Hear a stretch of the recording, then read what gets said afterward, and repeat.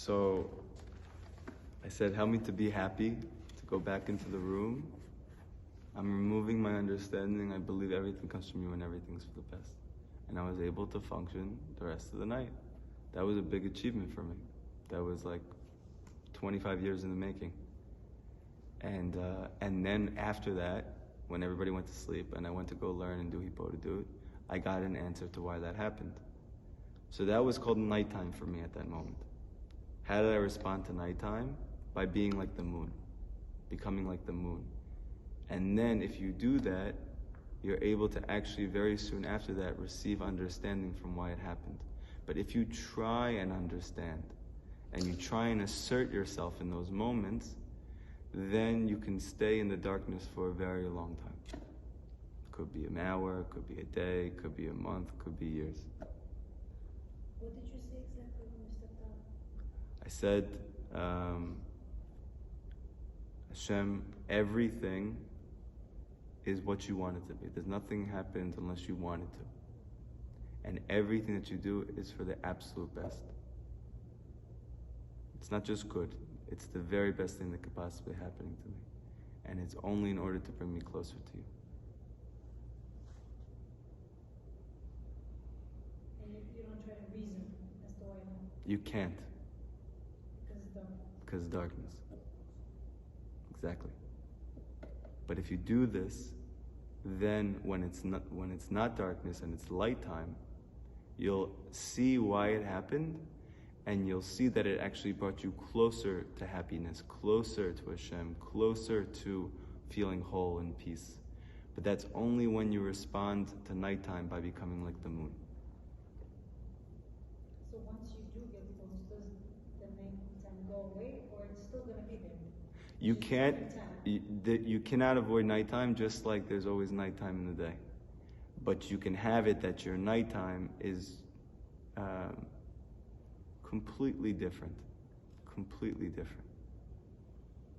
Like a person's nighttime could be the worst, most horrific suffering.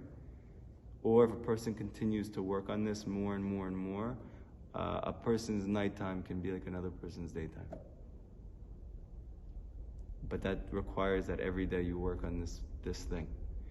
And just being aware, meaning, oh, something happened I didn't expect. So just say to yourself, oh, Rabbi Nachman says this is nighttime. Say it to yourself. And if you can't say it in the room because you're too overwhelmed, get out of the room.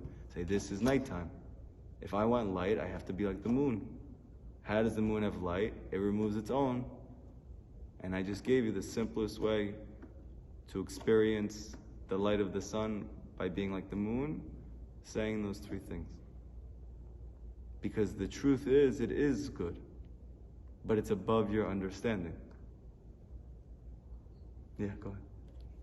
What if the nighttime doesn't come from something external, but it comes from something internal? Like you see Hashem's hand, but everything that you do is not good. It's like not even saying Hashem, everything that you do is for the best, but like everything that you do is like that you do, like that I do is not the best. So how do you fix the nighttime? Inside. Inside. Through the teaching of Azamra, by judging yourself favorably. That Rabbi Nachman says in one of his most famous Torahs, that you have to judge the greatest Rasha in the world favorably. The worst person that it lives in existence, you must judge him favorably. He has a whole entire lesson on it. And then he says, now Kol Shekain, how much more so yourself? How does a person judge himself favorably? Same way you do anything. You ask Hashem, Hashem, please help me to judge myself favorably. If you try and do anything Rabbi Nachman says to do without asking Hashem for help in it, you are going to fail. Rav Natan used to say that if you want to do something good, something that's kodesh, something that's holy, something that's really going to help you and the people around you, it's always going to be hard. But if you try and do something Rabbi Nachman says to do, it's going to be even harder. because Rabbi Nachman's advice and his wisdom literally is life-saving. So the greatest chance you have to experience these things in your life, and the only way, is by asking Hashem to allow you to do that.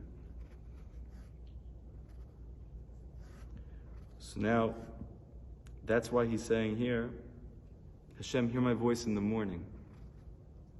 He's not just talking about the physical morning. He's saying once daytime comes, hear my prayers at night when I didn't see you. And David references this many times in Tehillim. I go to sleep crying, I wake up singing. Right? In the night I fell in darkness, and Hashem, you were my light. There's always this paradigm, there's always this two-step equation. There's a nighttime and there's a daytime. What brings you to the daytime? Successfully handling the nighttime. And then he says, Tabei dorei chazav. You cause those who don't say the truth to be lost. What is David teaching us? That when a person is not honest with those around him, with himself or herself, and with Hashem, they cause themselves to become lost. To themselves and to everyone around them. I don't know about you guys, but I know for me, the greatest cause of my suffering is just pretending that I'm something that I'm not. Simply pretending that I'm something that I'm not, and then becoming so bitter when others don't understand me. And the truth is, it's not anybody's fault, because you're not saying the truth. And the same thing, even more so, comes with Hashem. That when you do Hipodadut and you talk to Hashem, say the truth. I'm struggling with this. I really need this. Maybe other people don't need this, but I do. And even if I don't, I feel that I do. So help me have this. You have to say the truth. Because Rabbi Nachman teaches, if you don't say the truth, you're going to become lost. Not just to yourself, but to your friends and your family as well. So you have to say the truth. Now, Rabbi Nachman teaches something that's very, very powerful. There's two levels of truth. There's something called the absolute truth, and there's something called relative truth. What we use in the terminology of Chassidut and Kabbalah, they call it emet, truth, or emet la'amito, the truth of truth. What's the difference between absolute truth and relative truth? Absolute truth is true always. It can never not be true. And everyone shares that absolute truth. But relative truth, it is subjective. It is based on your perspective, it's based on yourself. When people say, I'm just saying the truth. I'm not saying anything, I'm just saying the truth. I can guarantee you anything in my life that they're saying a subjective truth when they say that. A truth from their perspective.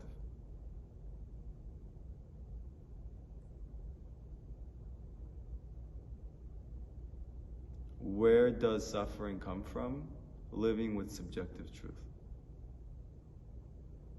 One of the goals of Hipodadut is to bring your truth, which is subjective, because it's connected to your ego, it's connected to your own sense of reality and what you want and what you feel you need, and then Hashem's truth, which we'll call the emet lamito, the truth of truth.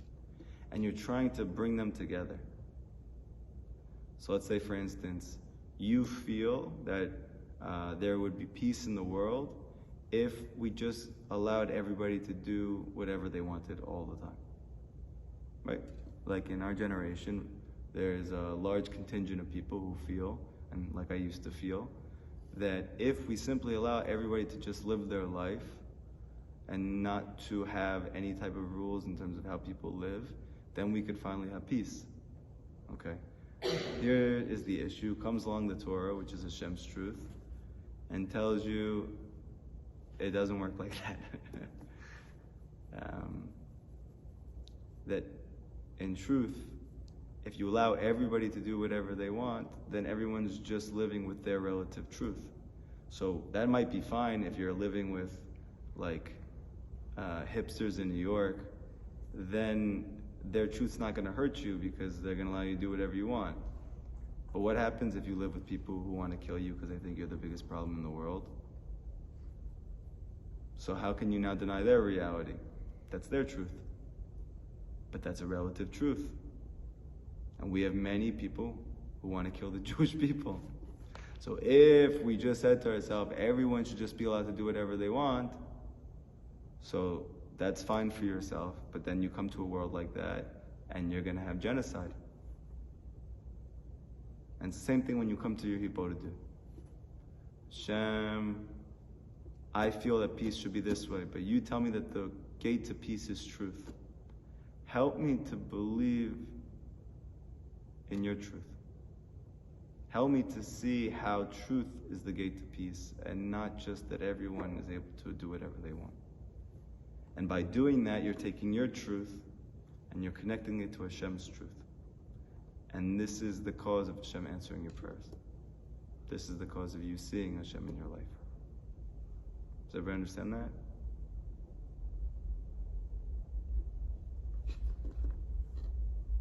And Rabbi Nachman says that tzaddikim, real tzaddikim, what are they doing their whole lives?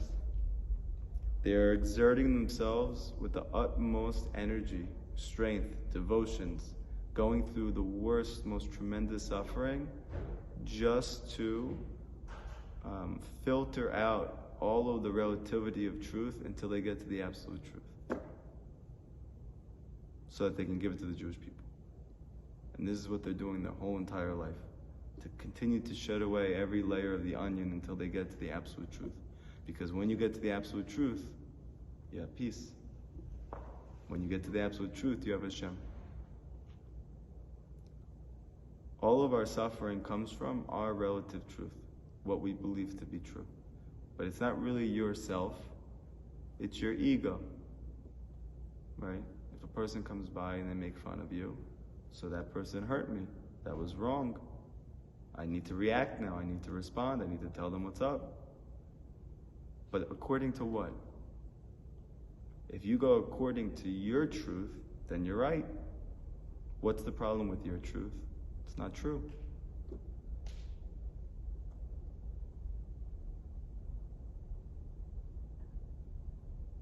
Your truth is not true. At some level it's true, but it's not the truth of truth. What's the truth of truth? Hashem wanted that to happen. And that was the best thing that could ever happen to you in your life.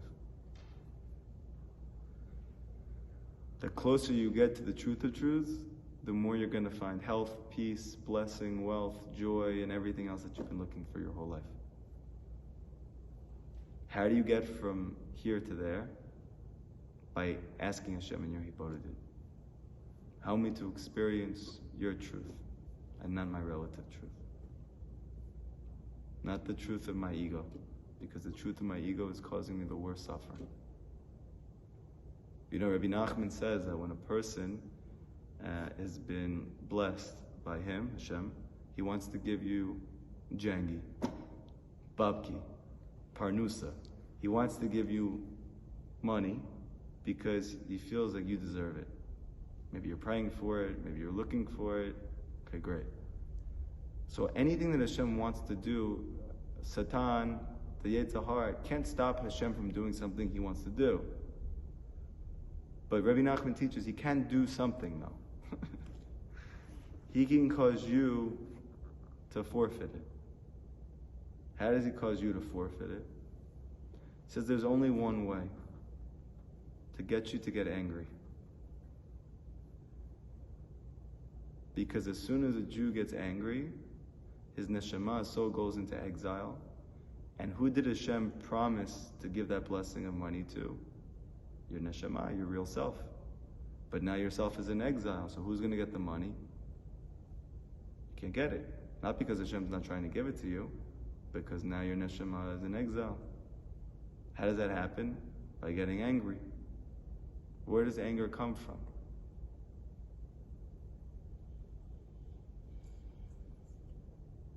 Yes.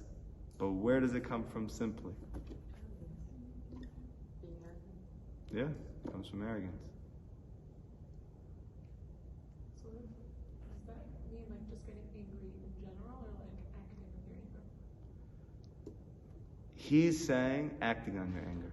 He's saying that Rabbi Nachman says that when you act on your anger, he says like this, if you see out of nowhere something happens that gets you angry, you should understand there's a very good shot that Hashem has money in store for you.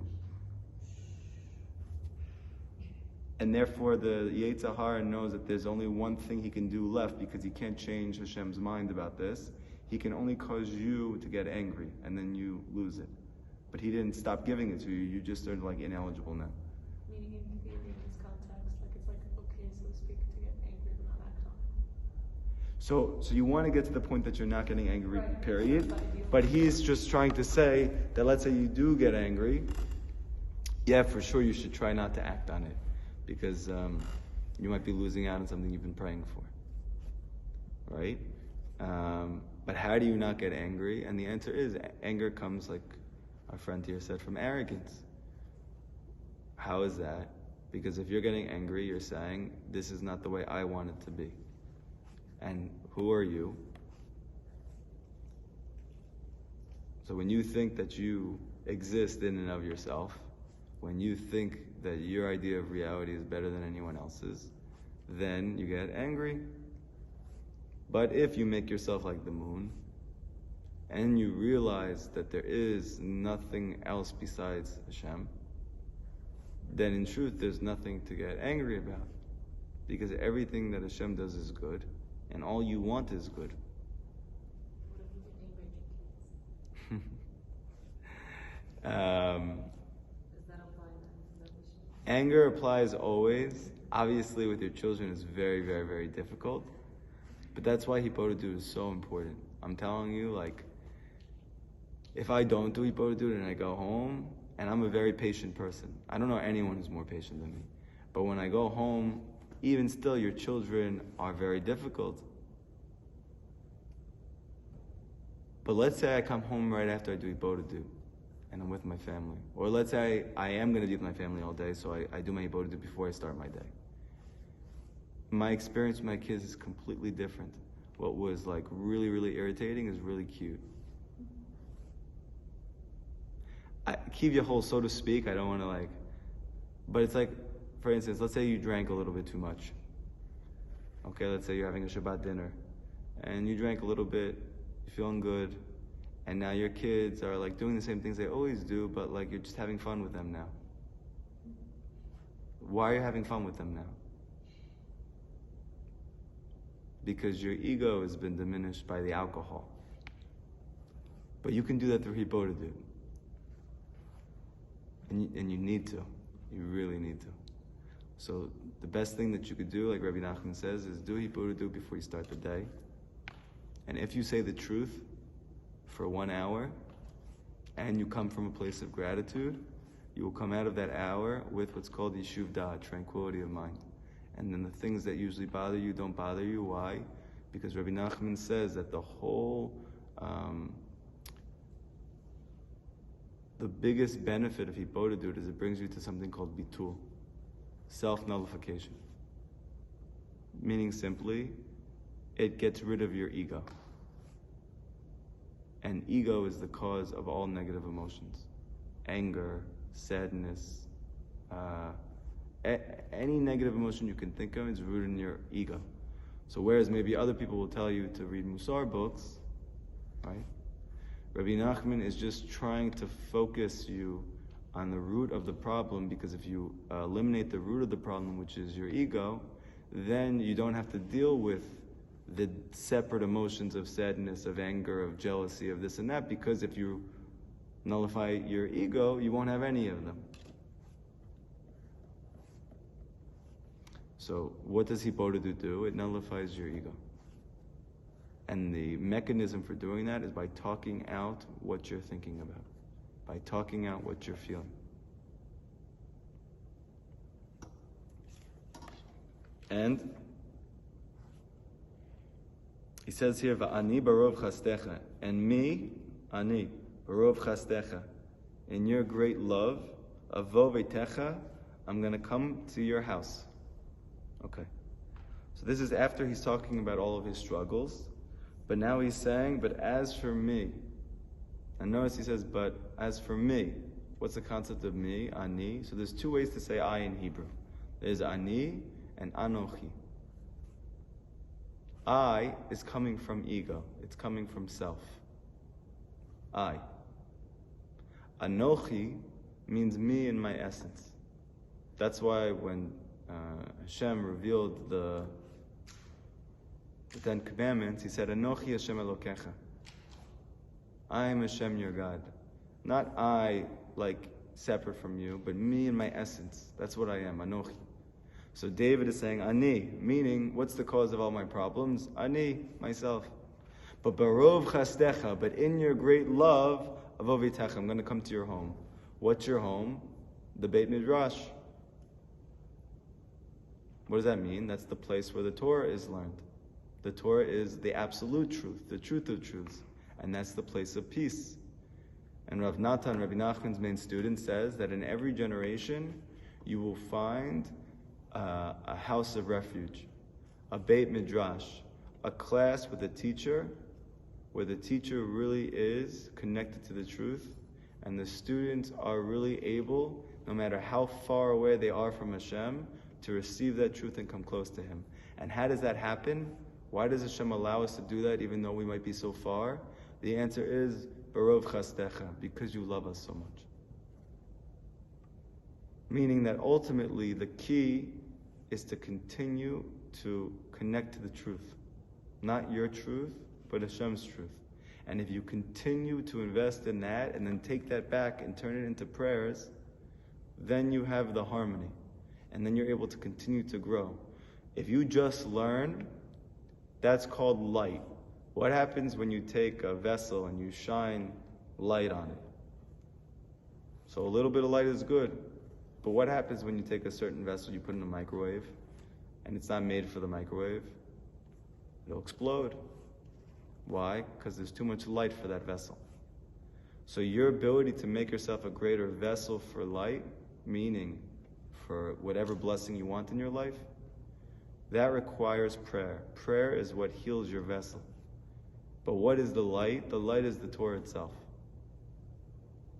So by praying what you learn, you're strengthening your vessel so that you can experience what you learn in a healthy way and continue to learn more. But a person who just learns, sometimes he finds himself getting even angrier, even more frustrated. And they don't understand why, because most of the Jewish world tells you, if you just learn, all your problems are going to go away. Comes Rabbi Nachman and teaches, Rabbi, it's the other way. If you learn, and you don't pray, your life actually might get a lot harder. So make sure that you talk. Go back and forth between talking and learning, talking and learning, talking and learning. Because the learning, which is light, you need a vessel to hold it. The more you talk, the bigger the vessel gets. You learn more, the more it feels sweet. You know, instead of like you're in 120 degree weather outside in Israel and you're in like 7 layers because you're part of the Haredi community. So that's a lot of light. You know what I mean? But if you have just the right amount of light, because you move to a place it's not as hot but it's warm, and you wear the clothes that you need to and not more than that, so then that same light feels so sweet. So if you want the light of Torah to be sweet, you have to talk to Hashem.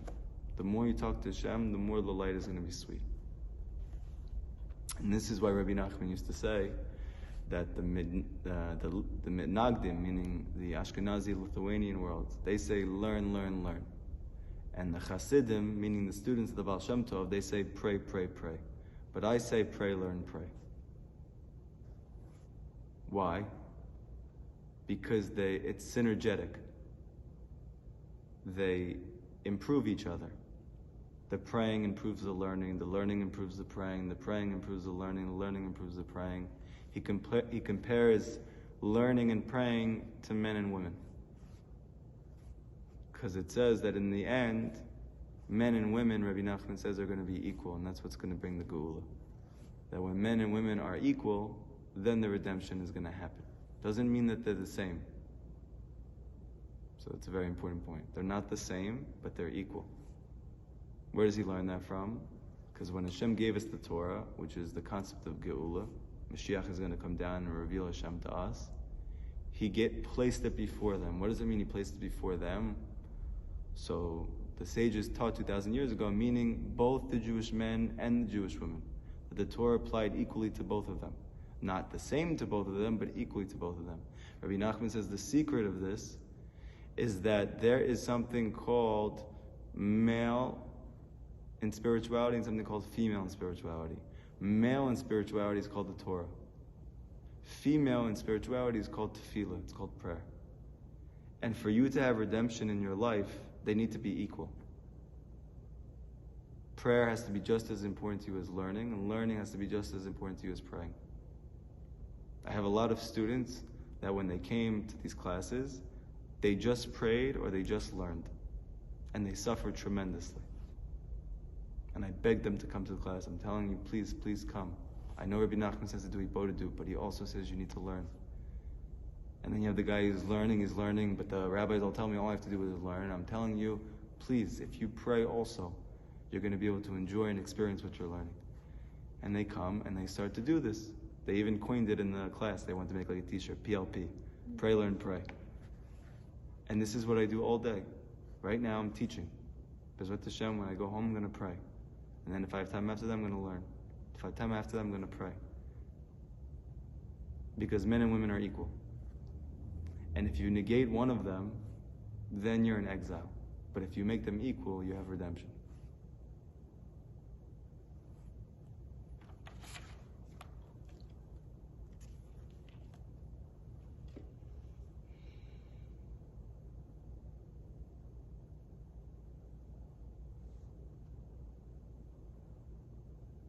The last thing that I'll tell you, and then the class is over, and if you want, you can leave, and if not, and you want to take questions, we can do questions, okay? But you don't have to stay. You don't want to. Ki ata tevarech tzaddik, because you bless the tzaddik. Hashem, katzina ratzon tatarenu. You envelop him with favor, with ratzon, like a shield, with favor. So the simple understanding is that when you do good things, Hashem takes care of you, okay? And it's true. But there's a very deep teaching here.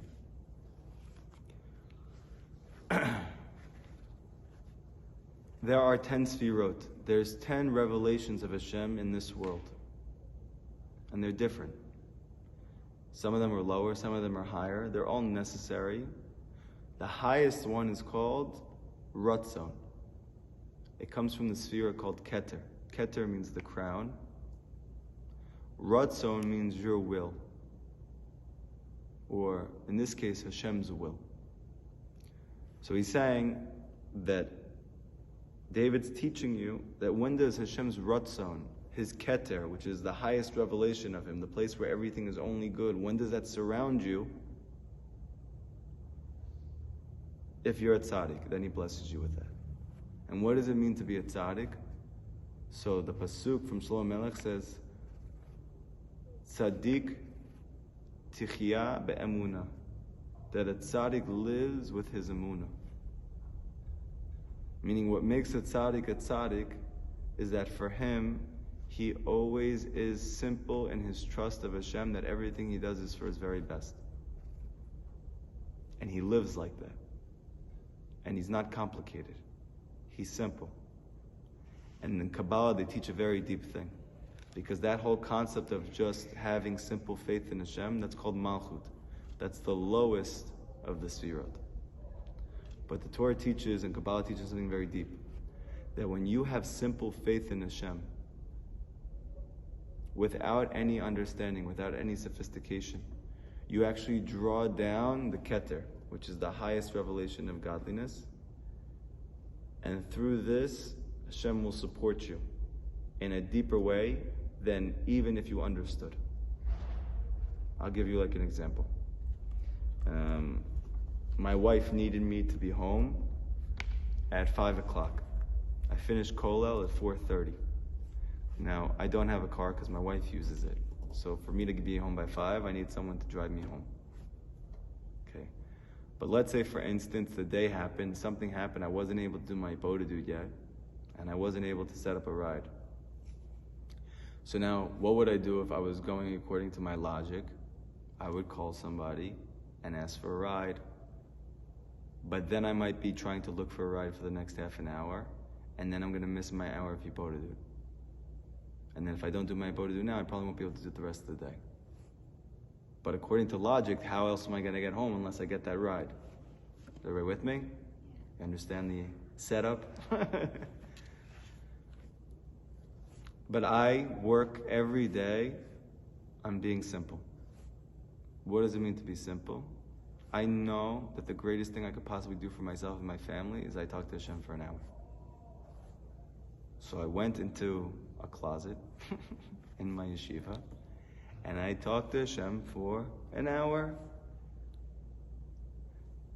And I said at the end, I literally did this for you, Hashem. I did this for you, and I have no idea how I'm going to get home in time, but I need to because I want to do right by my wife. My wife asked me to be home then. I'm trusting you. I don't know how you're going to bring me home. Please, Hashem, help that when I'm walking home, somebody picks me up and brings me home the rest of the way. And I walked out, and I started walking. Now, if I started walking and nobody picked me up, there was no miracle. I would have been home at 5:30.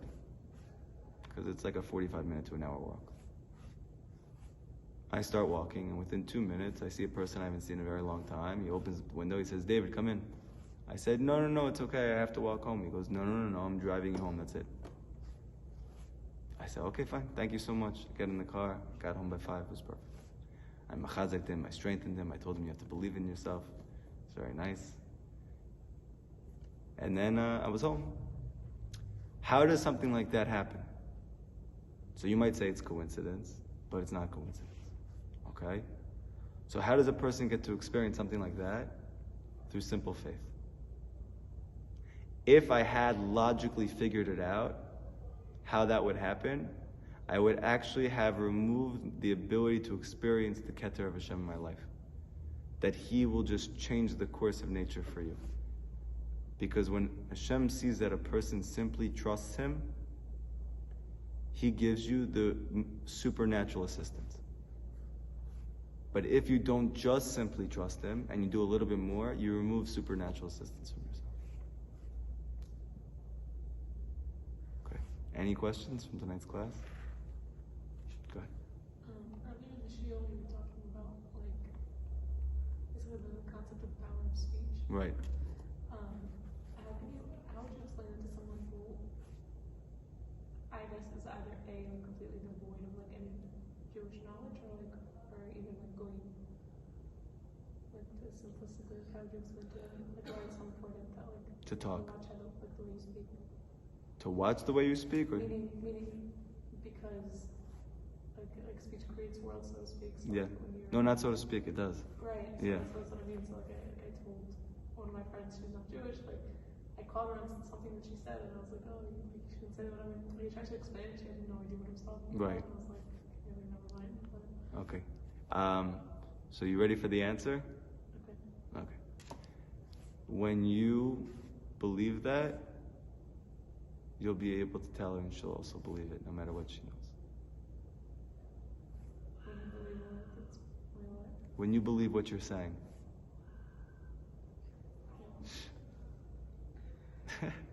Meaning, I know you know that because you're talking to me, you're telling me about it. But there's difference between believing it in your mind and believing it in your heart and believing it in your limbs and living with it. When you really live with that reality, then you'll be able to tell it to anybody, and it's not about the way that you say it.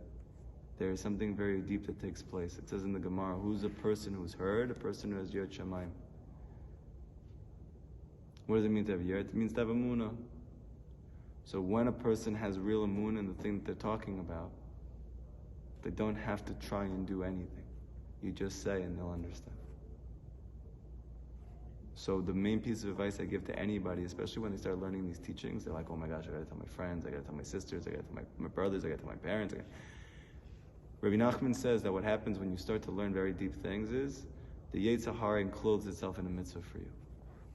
It's going to get you and try and actually show this to others before you acquire it yourself. So the best suggestion I can give to you is to internalize this into yourself. And if you really, really do, it's like a cup. When you pour water into a cup, if you try and give it over, so then you're going to be empty of your own water. But if you have so much water in your cup that it's spilling over, then you don't lose your water and everyone else gets it as well. Do you understand the analogy?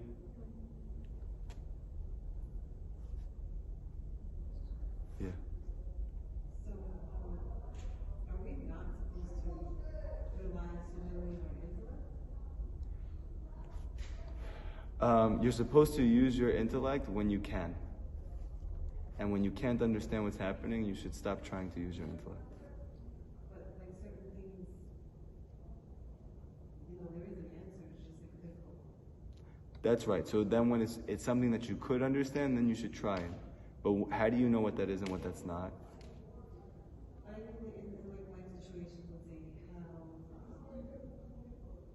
relationships, work, when you have a problem, first thing you do is rely on your intellect, and try to figure it out, or you can turn to Hashem. First thing you should do is talk to Hashem. Because the reason is like this. When we think of our intellect, we think that we have like a static mind. We think we have a mind, a brain, which has a certain amount of information, because that's what they taught us in science. Okay?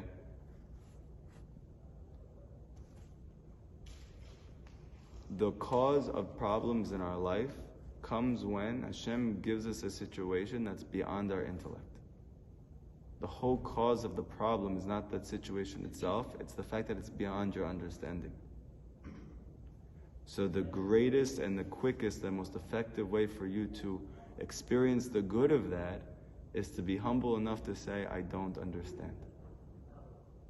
And then what Hashem does is when He sees that you say that, and you ask Him for understanding, He gives you a bigger cup, so to speak, to understand.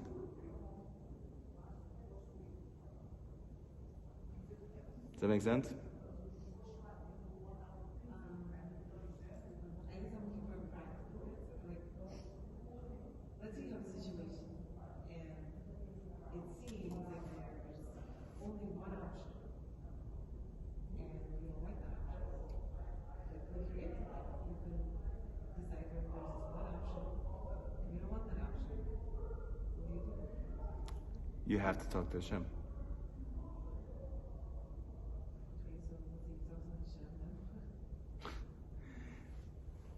So there's two things that can happen. Either the situation is going to stay the same, but you're going to change, or Hashem's going to change the situation for you.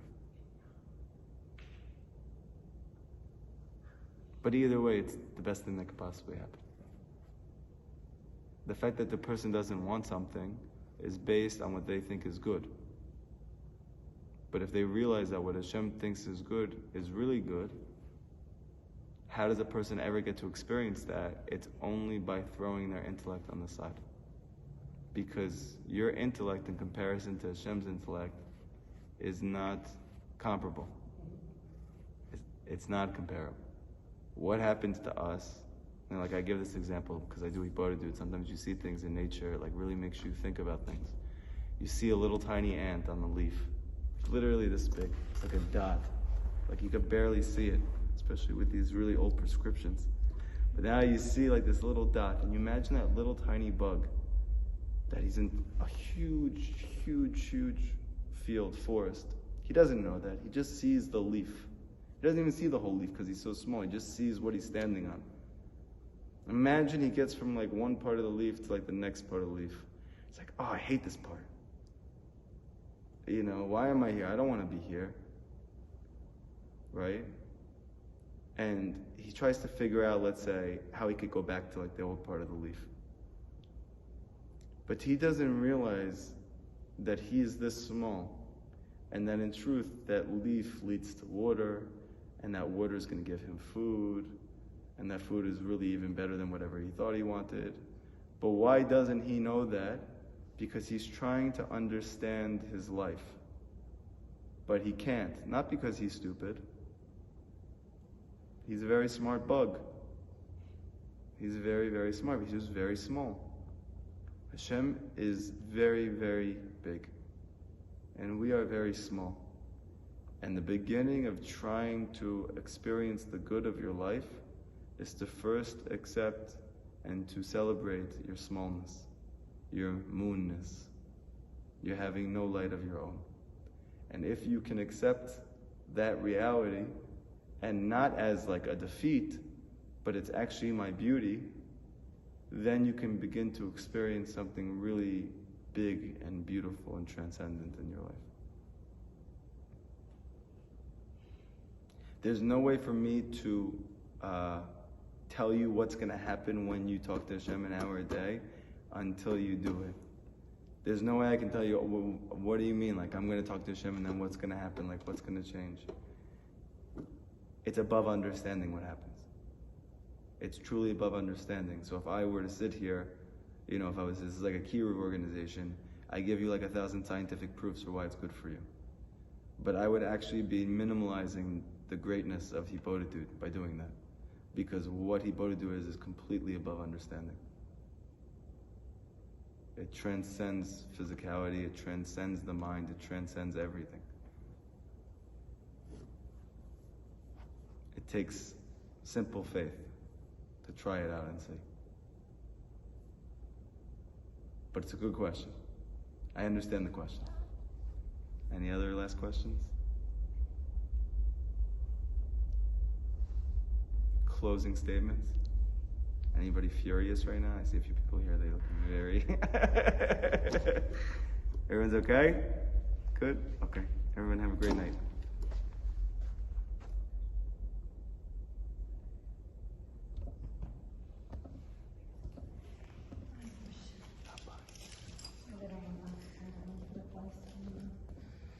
I remember last time you said that children are giving us a mirror image. Yeah.